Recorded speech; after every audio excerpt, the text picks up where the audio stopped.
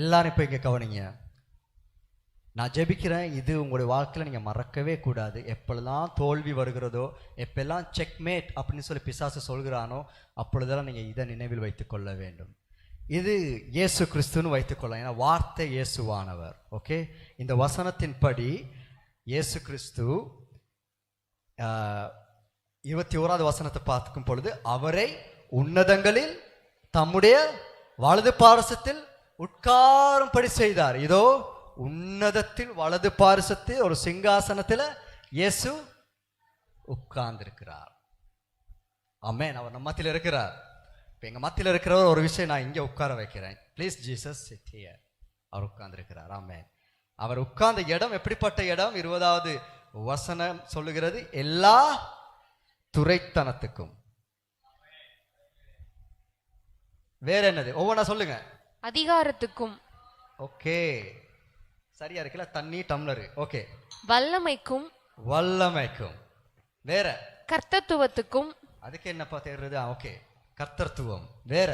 இம்மையில் மாத்திரமல்ல, ஓகே, மறுமையிலும் பெயர் பெற்றிருக்கும் எல்லா நாமத்துக்கும். எல்லா நாமத்துக்கும். ஓகே, என்னென்ன பேரெல்லாம் வரப்போகுதோ, இனி வர இருக்கிற பேரோ எல்லாத்துக்கும் மேல மேலாய் அவர் உயர்ந்திருக்கத்தக்கதாக அவரை உன்னதங்களில் தம்முடைய வலது பாரசத்தில் உட்காரும்படி செய்து. ஓகே, இப்ப அவர் இங்க எங்க இருக்கிறாரு? இங்க உட்கார்ந்து இருக்காரு. இது மேல எந்த சந்தேகம் இல்லை. அது யார் டவுட்டா? உண்மையே அவர் அங்கதான் இருக்கிறாராப்பா, இது எல்லாம் அவர் பாது கீழே இருக்குங்கிறது உங்களுக்கு யாரும் டவுட்டா? நம்புறீங்களா?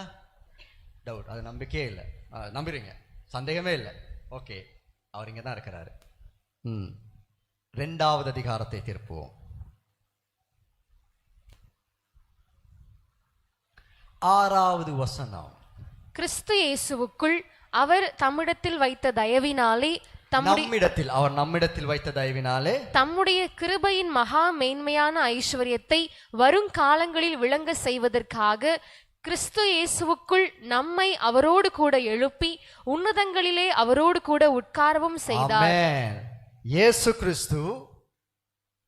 தம்பி வாங்க, தம்பி. ஓகே, கவனம் இங்க கவனம் இல்லாம இருக்கு. உங்களை தான் ஆண்டவர் தேடுறாரு. வாங்க, இப்ப வசனத்தை வாசிங்க. மரித்து போயிருக்கிற நம்மை வாசிங்க தொடர்ந்து.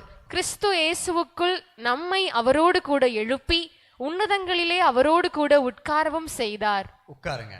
இதை நம்ப முடியுமா? எப்பயாவது நீங்க நினைச்சிருக்கீங்களா இவர் வந்து இந்த இடத்துல உட்கார்ந்து இருப்பாருன்னு?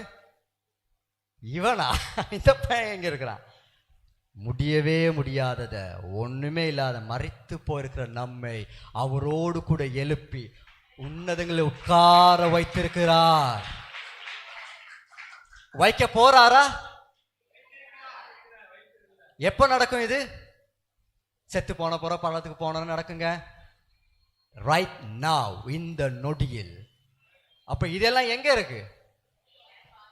துரைத்தனங்கள், அதிகாரங்கள், எல்லா நாமங்கள், இன்மேலும் மறுமையிலும் எல்லா லிஸ்டும் இயேசுவின் பாதத்துக்கு கீழே இருக்கு. அதை குறித்து டவுட் இல்லை. ஆனா இந்த பையன் பாதத்தில் இது இருக்கு. அவர் ஏன் இயேசுவின் சிங்காசனத்தில் உட்கார்ந்து இருக்கிறார். இந்த காலை நேரத்தில் உங்க பாதத்துக்கு கீழே நீங்க அவரோடு கூட உட்கார்ந்து இருக்கிறீங்க. இங்க ஆண் பெண், வயசு போனவங்க, நல்லவங்க, படிச்சவங்க, மெத்த படிச்சவங்க அதெல்லாம் இல்லை. செத்து போனவனா தான் இருக்கணும். ஆமென். நான் செத்து போயிட்டேங்க, அவர் என்னை எழுப்பி இங்க வைத்திருக்கிறார். யாராவது என்னை மதிக்கணுமா? ஆல்ரெடி நான் மதிப்புள்ளவன். இயேசு கூட உட்கார்ந்துருக்கிறேன். அதே இடத்துல தான் உட்கார்ந்துருக்கிறீங்க. இப்போதைக்கு இதுல இருந்து இறங்கி போங்க. Okay, thank you. இப்படிப்பட்ட நிலைமையில் நீங்களும் நானும் இருந்து கொண்டிருக்கிறோம். மகிமையான பரலோகம் இருக்கையிலே மனமுடைந்து போவது ஏனோ. இங்க உட்கார்ந்து இருக்கிற ஒரு மனுஷன் மனமுடைந்து போக முடியுமா? ஆற்றி தேற்ற அன்பர் இயேசு இருக்கையிலே அஞ்சி அஞ்சி வாழ்வது ஏனோ. நாங்க பாதத்துல இருந்து கொண்டிருக்கிறேன், அவரோடு உட்கார்ந்து கொண்டிருக்கிறேன். அப்பா என்னை காப்பாத்துங்கப்பா, யாராவது என்ன உதவி செய்யுங்களேன். அதிகாரம் நம் கையில் இருக்கிறது. இது எல்லாம் என் பாதத்துக்கு கீழே இருக்கிறது. மாஸ்டர், பிசாசு என்ன சோதிச்சுட்டான், இயேசு வரவே மாட்டாரு. ஏன் சொல்லுங்க? அதான் அவன் பாதத்துல கொடுத்துருக்கிறேனே. நீ என்ன செய்து கொண்டிருக்கிறீ? யாரையும் அவன் சுகமாக்க மாட்டாரு. அவர் சுகமாக்குற வல்லமை உங்களுக்கும் எனக்கும் கொடுத்திருக்கிறாரு. அவருடைய பார்வையில 2000 வருடத்துக்கு முன்னதாக உலகத்தில் இருக்கிற அத்தனை சாபங்களையும் அத்தனை வியாதியையும் அவர் சுமந்து விட்டார். இன்றைக்கு நீங்க வியாதியோடு இருந்தா அது உங்க தப்பு, இயேசு தப்பு கிடையாது. அவர்கிட்ட வந்து அப்பா எனக்கு காசு தான் ஆல்ரெடி உங்களுக்கு கொடுத்துரு. அவர் தரித்திரரானதினாலே அவருடைய ஐஸ்வர்யத்தை அவர் நமக்கு தந்து விட்டார். அவர் இன்னைக்கு ஆசீர்வதிக்க போக மாட்டார். அவர் உட்கார்ந்த தினத்துக்கு தெரியுமா, திரும்ப எழும்புறதுக்கு இல்ல, ரெஸ்டா இருக்கிறாருங்க.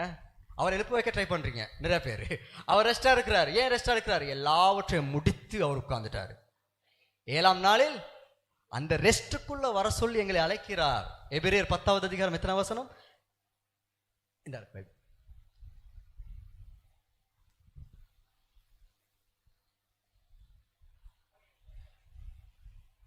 10ஆம் நாளா எனக்கு தெரியல நம்பர் மாதிரி. அவருடைய ரெஸ்டுக்குள்ள போறதுக்கு ட்ரை பண்ணுங்கன்னு சொல்லி எபிரேயருடைய புத்தகம்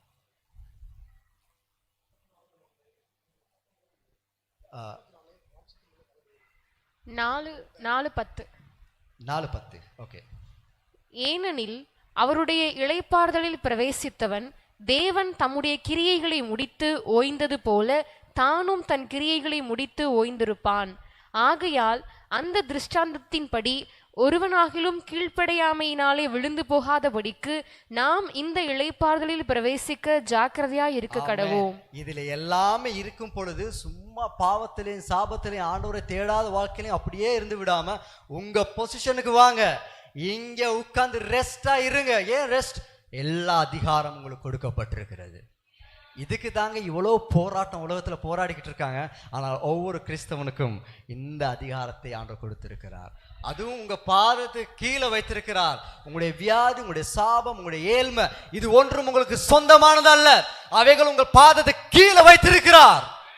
இதை நான் புரிந்து இதை விசுவாசித்து உணர்ந்தால் என்னுடைய வாழ்க்கை மாறிவிடும். நான் தைரியமா இருப்பேன். நான் ஆண்டவரை சார்ந்திருக்கிறேன். அவர் எனக்காக இருக்கிறார். அவரோடு கூட என்னை உட்கார வைத்திருக்கிறார். பாவத்தினாலே மரித்து போயிருந்தேன்,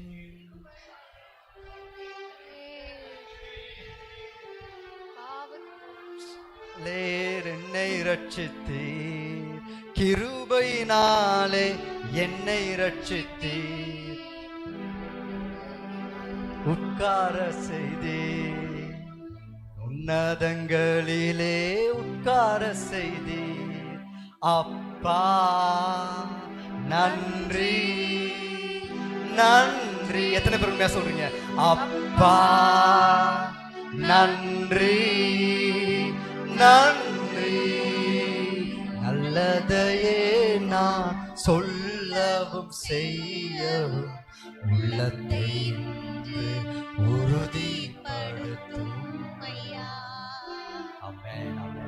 சோபனா சிஸ்டர் அந்த பாடலை பாடுங்க. அதோடு கூட நம்ம எல்லாரும் எழுந்திருப்போம்.